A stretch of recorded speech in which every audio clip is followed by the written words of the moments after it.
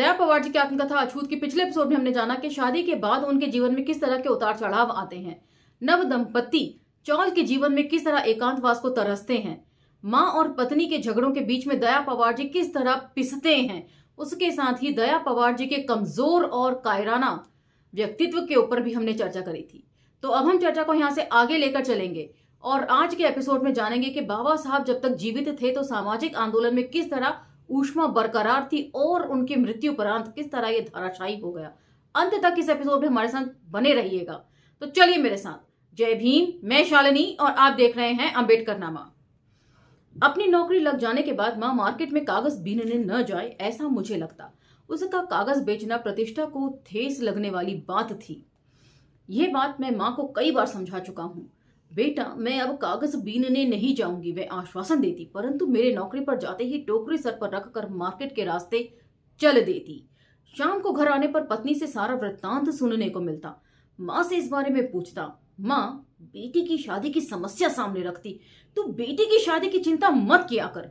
मेरे कई बार हिदायत देने के बाद भी वह न सुनती। एक शाम मेरे मन का संतुलन बिगड़ गया। घर में माँ पत्नी के झगड़े, मानसिक शांति हद तक समाप्त हो चुकी थी। साली फालतू की शादी है।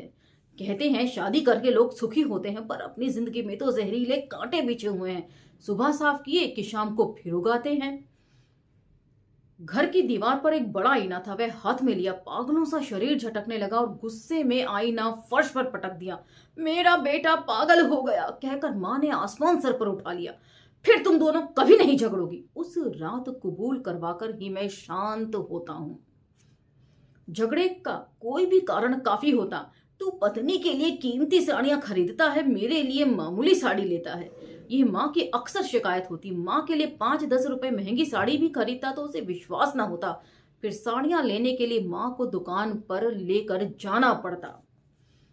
सई को महाराष्ट्रियन साड़ी की जगह गोल साड़ी पहनने की इच्छा होती, पर माँ का इसके लिए सख्त विरोध होता। गोल साड़ी में सई कैसे ब्राह्मणों स्वर्णों से दिखेगी, ये मेरी कल्पना होती, परंतु मैं ये कभी कर नहीं सका।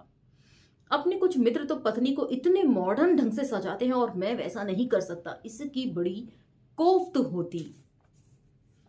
तो पहनावे को लेकर भी किस तरीके से परंपराएं जो है वो फॉलो की जाती हैं, ये हमने पिछले एपिसोड्स में भी जाना था।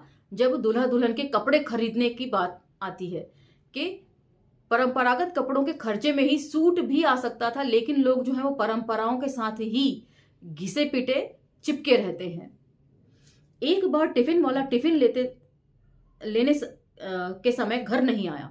मेरा पति ऑफिस में भूखा रहेगा, इस चिंता में सई। उसके दिमाग में न जाने क्या आया कि उसने मेरी बहन को साथ लिया और टिफिन लेकर सीधे ऑफिस आ गई।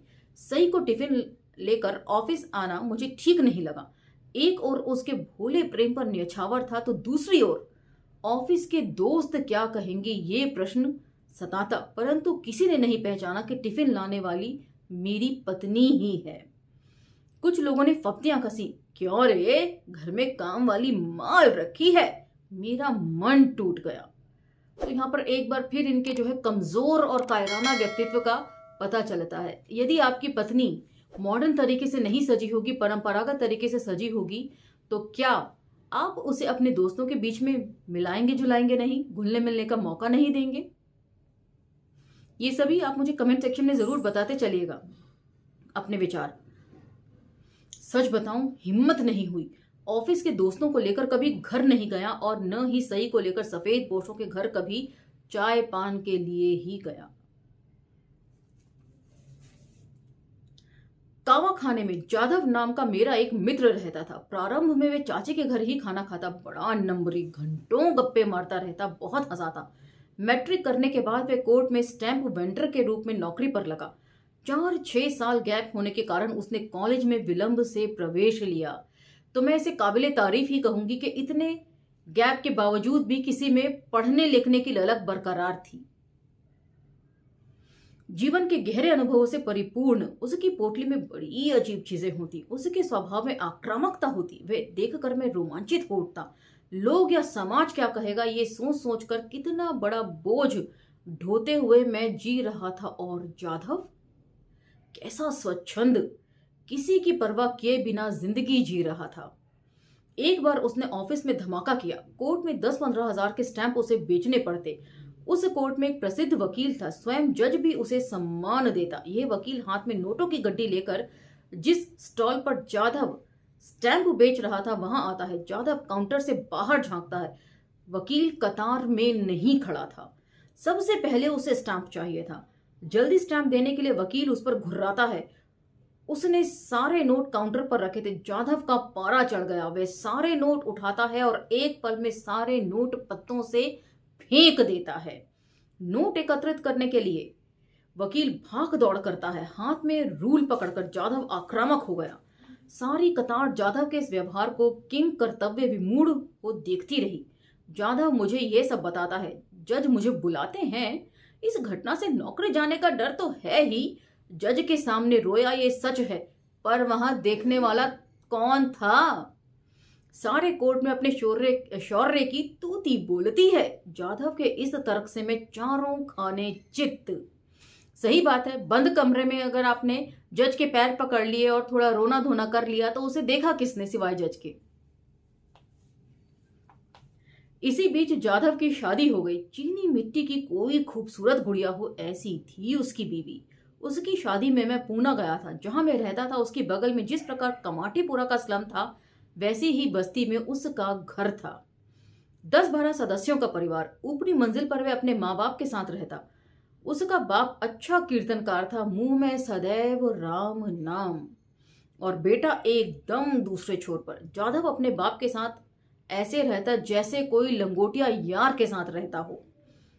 अपनी शादी का कोट बाप को पहनाकर कहा, बापू आज तुम हीरो लगते हो। बाप भी गाली फेंककर मुस्कुराने लगता। जाधव के घर के बड़े या छोटे भाइयों से ऐसा ही ना था, परंतु मैंने देखा कि एक बार यदि झगड़े पर उतर आए तो 7 पीढ़ी के दुश्मनों से रहते। सुबह उठकर देखने पर उन पर रात में झगड़े की छाया ना होती, सब बराबर।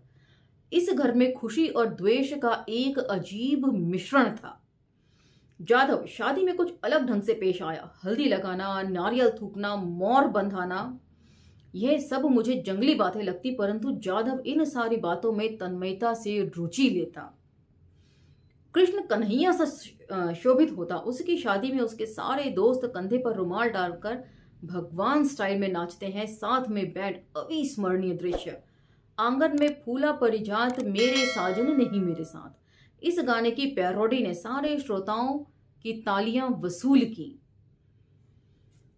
एक दोस्त अपनी दर्द भरी आवाज में गाता है, गोबर गाय भैंसों ने दिया डाल, मेरा साजन नहीं मेरे साथ। शादी के बाद जाधव के रहने की बड़ी अव्यस्तता थी। इस महानगर में आसानी से एक कमरा मिलना भी दिव्य चमत्कार ही है। वह कुलाबा में रहता। वहां एक बंगले में उसकी बड़ी बहन आया का काम करती। बड़े ऑफिसर की यह आलीशान कोठी थी। सर्वेंट क्वार्टर में यह जोड़ा रहता। रात बेरात सर्वेंट क्वार्टर में पहरेदार आकर चेक करता। वहां रिश्तेदारों को रहने की इजाजत न थी, इसलिए पहरेदार को हमेशा रिश्वत देनी पड़ती। साला अपन साहब की लिफ्ट का उपयोग भी नहीं कर सकते, पिछले दरवाजे से चोरी छिपे आना पड़ता है। ऐसे कहकर वह एक आध तेज तर्रार गाली फेंकता। यहां रहते हुए उसने एक दिन कमाल कर दिया।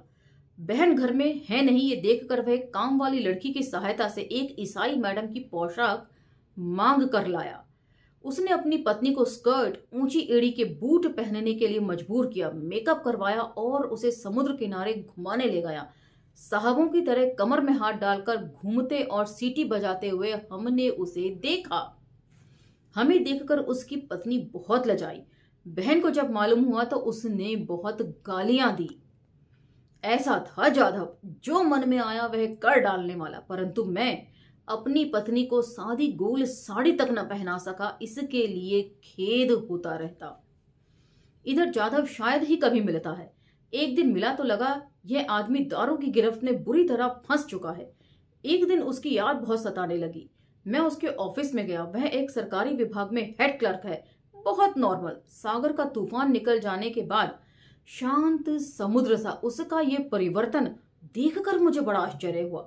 निरंतर आध्यात्म पर बोलता जा रहा था। साथ के ब्राह्मण क्लर्क उसे कैसे पंडित संबोधित करते हैं यह वे बड़े चाव से बताता है।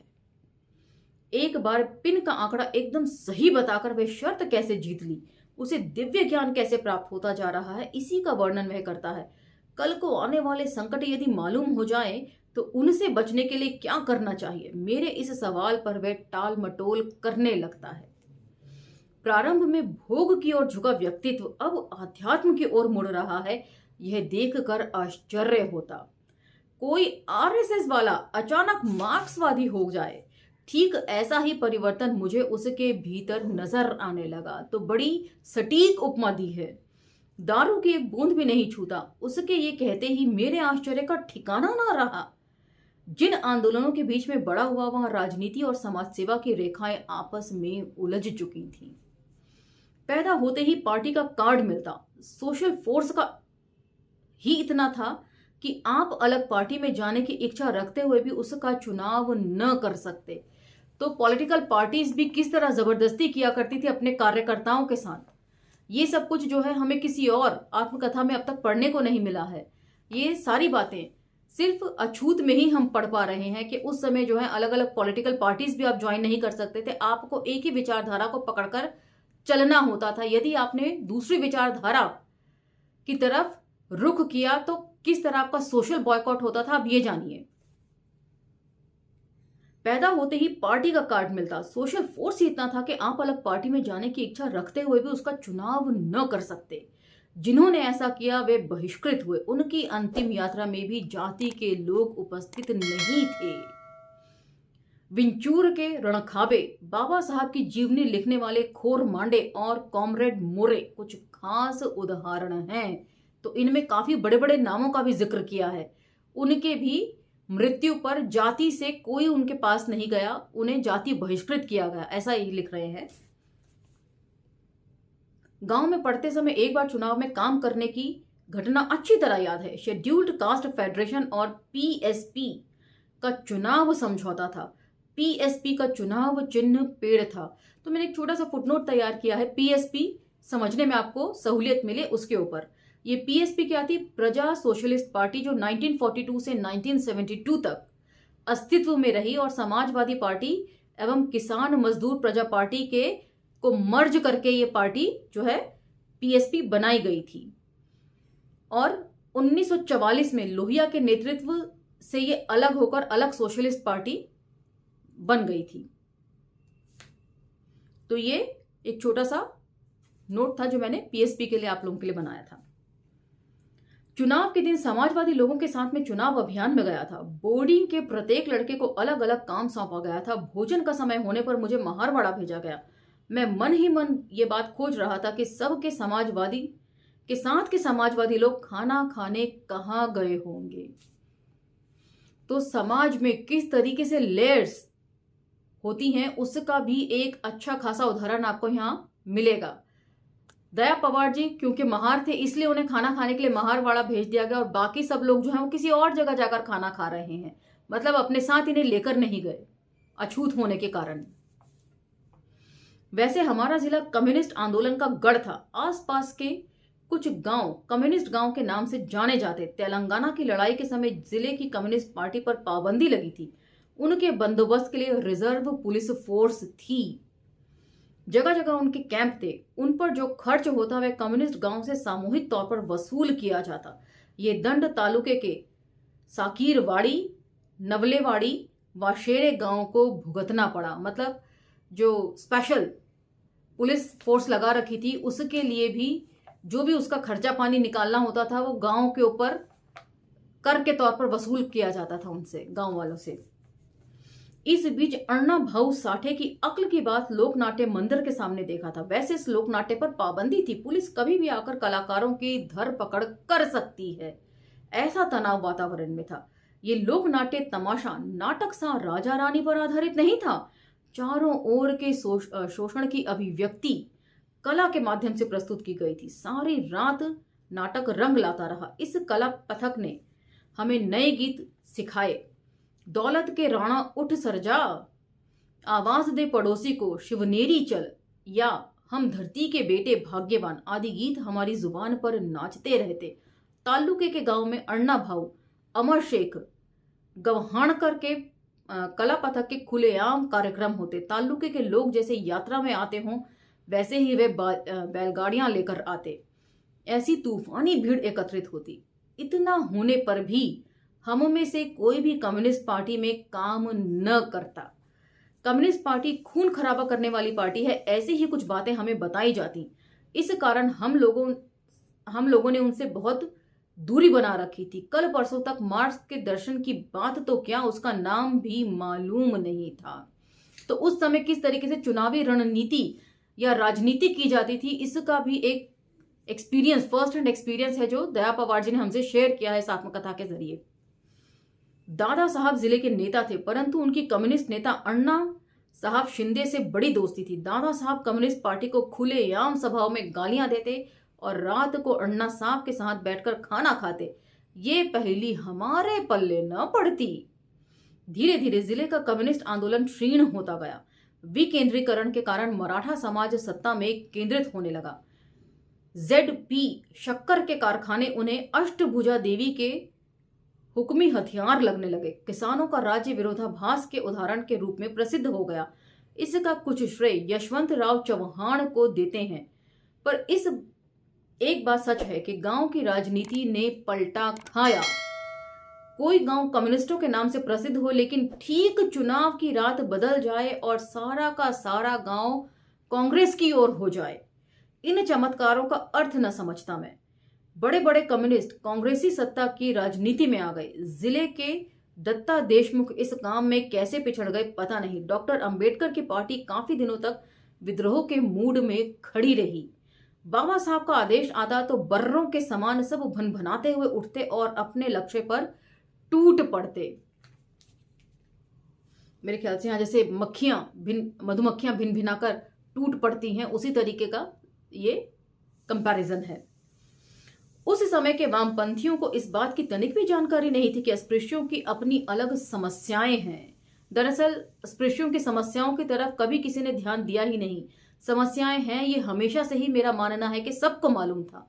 हर नेता जानता था कि समस्याएं हैं, लेकिन उसको कैसे सॉल्व किया जाए इस पर कभी किसी ने ध्यान नहीं दिया। आपका क्या मानना है कमेंट सेक्शन में जरूर बताइएगा मुझे।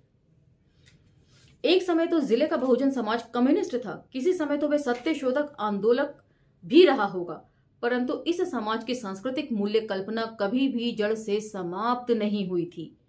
ZP शक्कर के कारखाने और महाराष्ट्र की राजकीय सत्ता के हाथों में रहने के बाद भी अनजाने में इन्होंने ब्राह्मण संस्कृति की तरफदारी की। इनकी शादियों में ब्राह्मण आते, इनका पिंडदान ब्राह्मणों द्वारा संपन्न किया जाता। गांव की यात्रा, पूजा, सत्यनारायण की कथा, श्रावण मास का अखंड पाठ आदि के कारण इनकी मानसिकता पारंपरिक ही थी। तो यहाँ पर जिक्र हो रहा है मराठा समुदाय का। मराठा समुदाय जो OBC था, लेकिन किस तरीके से शिवाजी के टाइम पे इनको क्षत्रिय घोषित कर दिया गया ब्राह्मणों के जरिए, और फिर किस तरीके से ब्राह्मणों ने शिवाजी की मृत्यु उपरांत इनके उत्तराधिकारियों से गद्दी छीन ली और पेशवाई जो है वो शुरू करी। इन सब चीज का जिक्र हमने क्रिस्तोफ जाफरोलो की पुस्तक भीमराव अंबेडकर एक जीवनी जाति उन्मूलन का संघर्ष एवं विश्लेषण में बखूबी पढ़ा है। तो उसी चीज का जिक्र हो रहा है। OBC जो वर्ण व्यवस्था में सबसे निचला तबका है, शूद्र माना जाता है उन्हें, और उनका माना जाता है कि ऊपर के तीनों वर्णों की सेवा टहल ही उन्हें करनी है। लेकिन वे किस कदर अपने आप को ब्राह्मणवादी व्यवस्था में जब भी मौका मिलता है तो ब्राह्मणों से भी ज्यादा कर्मकांडी करके साबित करना चाहते हैं। तो उसी चीज का जिक्र जो है वो यहां पर दया पवार जी ने लिखा है। गांव का धनवान आदमी, चाहे वह समाजवादी हो या कम्युनिस्ट, अस्पृश्यों की मजदूरी समस्या की ओर पहले से ही मगरूर होकर देखता। गांव के परंपरागत कार्यों के लिए यदि अस्पृश्यों ने इनकार किया तो वे पहले जैसा ही बहिष्कृत होते, उनकी नाकेबंदी होती। गांव की यात्रा का चंदा नहीं दिया, पोले के दिन मंदिर में बैल पहले ले गए, बाजा बजाने नहीं आए, आदि छोटी मोटी बातों को लेकर युद्ध छिड़ जाता। इन समस्याओं को लेकर वामपंथियों ने कोई मोर्चा बनाया हो याद नहीं। एक और महार समाज अपनी पुरानी बातें छोड़ रहा था, केंचुली छोड़े सांप सा सनसनाता, देव धर्म से इनकार करता है, और दूसरी ओर गांव के उत्पादन के साधनों में उनका कोई हिस्सा नहीं है। तो बात सारी संसाधनों में हिस्सेदारी पर आकर रुक जाती है बार बार। और आज भी जो है आंदोलन हिस्सेदारी के लिए किए जाने चाहिए। यसकर पारी गई, बलूत गया, बित्ता भर जमीन हड्डियां पोंछने के काम आती थी, वह भी नाममात्र पैसों के लिए जमींदारों के पास गिरवी है। इस कारण महारवाड़ा उजड़ा पड़ा है। पेट का गड्ढा भरने के लिए सब शहर भाग रहे हैं, गन्नों के खेतों में पानी सींचने का काम करते हैं। यह है अब गांव का दृश्य। तो इन सभी चीजों के ऊपर बलूतेदारी व्यवस्था के तहत हमने क्रिस्तोफ जाफरालो की पुस्तक में पढ़ा है।